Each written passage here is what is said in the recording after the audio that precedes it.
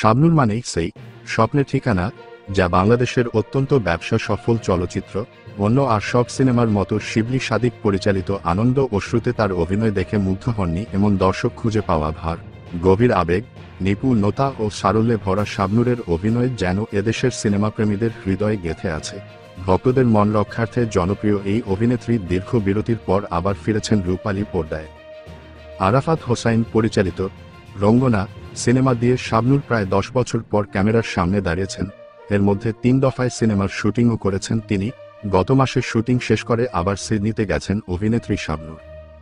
রঙ্গনা সিনেমাটি ঈদে মুক্তি দিতে চেয়েছিলেন পরিচালক, কিছু কারণে রঙ্গনা ঈদে রিলিজ দিতে পারেনি পরিচালক।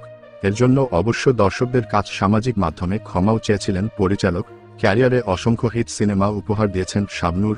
বিয়ের পর নিজেকে অভিনয় জগৎ থেকে দূরে নিয়ে গেছেন এই অভিনেত্রী।